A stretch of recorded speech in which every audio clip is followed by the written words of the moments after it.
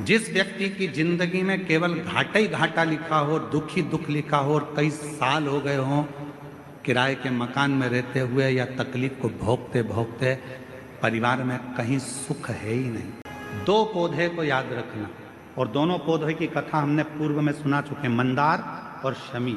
दोनों की कथा सुनाइए कि ये कौन से मुनि थे, कौन से ऋषि के बेटे थे, ये मंदार और शमी किसके पुत्र थे, सब कथा सुने। आप YouTube पर सर्च करिएगा तो आपको कथा पूरी मिल जाएगी। आप सोचो, जिसकी जिंदगी में दुख ही दुख लिखा, कष्ट ही कष्ट लिखा, परेशानी परेशानी लिखी। तो मंदार और शमी ये दो पौधे ऐसे हैं जो जीवन में सुख प्रदान करते हैं। एक काम करना चालू करो, थोड़ी सी मिट्टी शमी के पेड़ के नीचे की और थोड़ी सी मिट्टी मंदार के पौधे के नीचे की, दोनों को लाओ, अच्छा मिलाकर उसका एक शिवलिंग का निर्माण करो और उस शिवलिंग का पूजन प्रदोष काल में शाम के समय शिवलिंग के सामने 2 घी के दिए जलाकर, जैसी घर में पूजन करते हो वैसी की वैसी पूजन करो, आरती करो, थोड़ा सा भोग लगाकर निवेदन कर उस शिवलिंग का बाद में विसर्जन करो। 5 या 7 प्रदोष कर लो या 5 या 7 शिवरात्रि कर लो। आपको किसी के आगे हाथ नहीं फैलाना पड़ेगा। मेरा देव अधिदेव महादेव स्वयं भंडार भरना प्रारंभ कर। मंदार मतलब आप लोग जानते हो, वो सफेद आंकड़े की जो जड़ होती है, आंकड़ा होता है, उसके छोटे छोटे फूल होते हैं मंदार के, भगवान शंकर को चढ़ते हैं। और शमी की पत्ती तो आप लोग जानते ही हो, शमी का पत्र, इसके पौधे के नीचे और उसके पौधे, इसका वृक्ष और उसके वृक्ष के नीचे की थोड़ी थोड़ी मिट्टी प्रदोष काल में, या तो प्रदोष हो या शिवरात्रि हो, दोनों को मिलाकर उसका शिवलिंग बनाकर उसकी आराधना। प्रदोष का दिन, प्रदोष काल का समय, भगवान शंकर प्रदोष के दिन प्रदोष काल में अपने भक्तों के घर पर नंदी के कान में जो बोल कर जाता है, शिवजी नंदी पर बैठकर उस भक्त के दरवाजे पर उसका कल्याण करने के लिए प्रदोष के दिन प्रदोष काल में पहुंचते हैं। हर हर प्रदोष के दिन प्रदोष काल में देवाधिदेव महादेव उस शंकर के भक्त के घर जाते हैं, जो भगवान नंदीश्वर के कान में कहकर जाता। नंदी के कान में जिसने कहा, शंकर भगवान के इस शिवलिंग का स्मरण आप करेंगे। बीच में जो एक मोटी सी लाइन होती है, इसको अशोक सुंदरी कहते हैं। सब लोग दर्शन करें, जम के बोलो जरा, करें।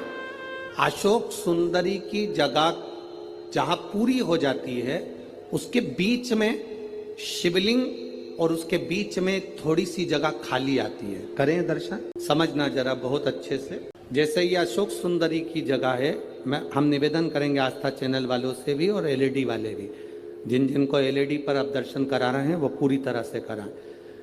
गणेश जी का स्थान, षडानंद कार्तिकेय का स्थान, अशोक सुंदरी का स्थान बीच में।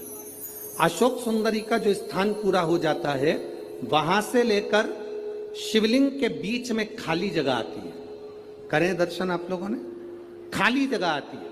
उस खाली स्थान की जो महत्वता, ये जो अशोक सुंदरी से लेकर बीच में जो जगह है, ये भगवान शंकर की जो धर्म पत्नी है माता पार्वती, उनकी जो योगनियां हैं 64 योगनी, उनकी जो शक्ति पीठें हैं, उनकी जो सिद्धता है, उनकी जो सिद्धियां हैं, ये अशोक सुंदरी से शंकर के शिवलिंग के बीच में जो खाली जगह होती है, इस स्थान पर 64 योगनियां, देवियां, अष्ट सिद्धियां, नवनिधियां सब इस स्थान पर रहती है। इसलिए हमारे यहाँ शिव महापुराण की कथा कहती है, पूर्ण पूजन के बाद अगर कोई नारी, कोई पुरुष, कोई बच्चा, कोई बुजुर्ग अपने मन की बात का स्मरण इस जगह पर हाथ को रखकर, जैसे किसी के हृदय पर हाथ रखते हैं तो दिल धड़कता हुआ स्मरण होता है, उसी तरह यहाँ स्पर्श करेंगे और स्पर्श कर कर जब अपने मन की बात कहते हैं तो देवाधिदेव महादेव नंदी के साथ आकर प्रदोष के दिन कार्य की सिद्धता पूर्ण करते। उस स्थान की मूलता होती है, वो स्थान। समझ में आएगी ना जगह? अरे बोलो तो जम के। नहीं समझ में आई हो तो एक बार फिर वापिस समझ लीजिए, फिर समझो वापिस। स्थान देखिएगा, गणेश जी का स्थान, कार्तिकेय जी का स्थान, बीच में ये आ गई अशोक सुंदरी की मोटी सी लाइन। अशोक सुंदरी की लाइन जहां खत्म होती है, वहां से जो शिवलिंग रखा है, इसके बीच की जो जगह है, ये जो बीच में अशोक सुंदरी के स्थान से लेकर शिवलिंग के स्थान के बीच में जो खाली जगह है, ये 64 योगनियां, अष्ट सिद्धियां, नवनिधियां, सब कुछ मेरे देवाधिदेव महादेव ने माता पार्वती को अपने चित्तवृत्ति के साथ यहां अनुमति प्रदान कर रखी है। वहां का स्पर्श, वहां का मात्र स्पर्श और हमारे दिल की बात, शंभो शरणे मांगू घड़ी रे दुख काटो दया करी ने दर्शन। उस स्थान का स्पर्श हमें सुख देता, स्थान का स्पर्श। और कितनी सुंदर बात नंदी ने कही है। नंदी ने ये बात जो कही वो वास्तव में बड़ी सुंदर है कि मान लो यदि कोई कार्य तुम्हारा हो नहीं रहा और पूरी दुनिया में तुमने कर कर देख लिया, बहुत प्रयास कर कर देख लिया, तो भी वो कार्य अगर तुम्हारा नहीं होता, तो फिर एक काम करो कि शिव की स्तुति करो, शंकर की स्तुति, शंकर का गुणगान, शंकर की भक्ति, शंकर का स्मरण।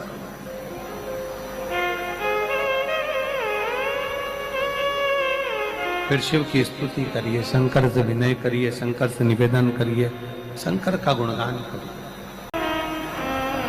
पर भगवान की भक्ति होती कब? जितने आस्था चैनल पर कथा सुन रहे हैं, जितने फेसबुक यूट्यूब पर कथा सुन रहे हैं, जितने पंडाल में बैठकर शिव भक्त कथा को रसपान कर रहे हैं, उनसे निवेदन करूंगा कि शंकर की भक्ति होती कब है, शंकर का स्मरण कब होता है, शंकर की भक्ति कब होती है, शंकर की कथा सुनने में मन कब लग सकता है, जब अपने भीतर की अभिमत्ता, अपने भीतर का अहम, अपने भीतर का अहंकार, अपने भीतर की आसक्ति, अपने भीतर का काम, अपने भीतर की तृष्णा जब दूर हो जाए, तो समझो कि आप शिव में मन लगा दो। बैसाख और ज्येष्ठ 2 महीने ऐसे होते हैं जिन 2 महीने के किसी भी 2 प्रदोष पर यदि अनार का पुष्प शंकर भगवान को समर्पित करा जाता है, भगवान शिव जी को अगर अनार का पुष्प समर्पित करा जाता है, तो संपदा की कमी नहीं होती, कभी वैभव की कमी नहीं होती। केवल 2 महीना ऐसा होता है, एक होता है बैसाख का महीना, एक होता है ज्येष्ठ का महीना। ये 2 महीने में कभी भी कोई सी भी 2 प्रदोष, किसी भी 2 प्रदोष को ले लो और उसमें अनार का फूल, जो अनार का फल लगता है उसमें फूल भी लगता है, अनार का यदि पुष्प, एक ही पुष्प यदि शंकर के शिवलिंग को समर्पित करा जाए, तो कभी हम तो यहाँ तक कहेंगे कि कोई बहुत छोटे से छोटा व्यक्ति है, भले हाथ गाड़ी चला रहा है, ठेला गाड़ी चला रहा है, रिक्शा चला रहा है, उसके पास धन नहीं है, बहुत कमज़ोर है, पैसा नहीं है, बहुत तकलीफ में है, बहुत दुखी है, तो हम तो उससे कहेंगे कि या तो बैसाख के महीने में या ज्येष्ठ के महीने में कोई भी 2 प्रदोष को अनार का पुष्प यदि वो समर्पित कर देता है, तो निश्चित है उसके घर में वैभव संपदा बढ़ना प्रारंभ हो जाती है, कार्य में उन्नति है। आनंदेश्वर महादेव के रूप में विराजमान शंकर आनंदेश्वर महाराज आज भी शिव महापुराण की कथा वर्णन करती है। जो बच्चे पढ़ने बैठे, विद्याध्ययन करने बैठे, और यदि पढ़ने के बाद उनके विवेक में, बुद्धि में वो चीज़ नहीं बैठ रही है, याद नहीं रह रहा, तो 2 महादेव ऐसे हैं जिनका स्मरण करना चाहिए। एक है कपिलेश्वर महादेव और दूसरे हैं आनंदेश्वर महादेव। और माताओं से निवेदन है, जितनी भी मेरी माताएं बैठी हैं, जितनी मेरी जीजियाँ बैठी हैं, जितने मेरे जीजा बैठे हैं, जितनी मेरी बेटियाँ बैठी हैं, जितने मेरे बुजुर्ग माँ बाप बैठे हैं, उनसे निवेदन करो। मान लो प्रत्येक माता को स्मरण में रहना चाहिए। आप बच्चे से कहती हो पढ़ पढ़, पढ़ता नहीं, आप उसके पीछे पड़ जाती हो, वो पढ़ता नहीं, पढ़ भी लेगा तो याद रहता नहीं, स्मरण नहीं रहता। खुद बैठो, बच्चा कितना भी ट्यूशन चले जाए, कितनी भी कोचिंग चले जाए, कितने भी अच्छी कोचिंग में जाकर पढ़ ले, पर प्रत्येक घर की माता को, प्रत्येक घर के पिता को एक काम करना चाहिए, कम से कम 15 मिनट, 20 मिनट, आधा घंटा अपने बच्चों को पढ़ाने के लिए जरूर बैठना चाहिए। कई माताएं कहती हैं गुरुजी हमने ट्यूशन लगा दी, कोचिंग लगा दी, भले लगा दो, अपना बेटा तुम्हें नहीं आता ज्यादा पढ़ाना, फिर भी उसके पास बैठो, वो कॉपी लेकर बैठेगा, पढ़ेगा। जितनी देर बैठ सकते हो उसके पास बैठो थोड़ा। और एक काम जरूर करो, साथ में आनंदेश्वर महादेव, कपिलेश्वर महादेव दोनों का नाम लेकर थोड़ा सा जल शिव जी को चढ़ाओ, और वो जल उस बच्चे को जरूर पिलाओ जिसकी बुद्धि में, जो याद करता है भूल जाता है, या पढ़ने में मन नहीं लगता, ध्यान नहीं लगता, उसको आनंदेश्वर महादेव और कपिलेश्वर महादेव, ये दो ऐसे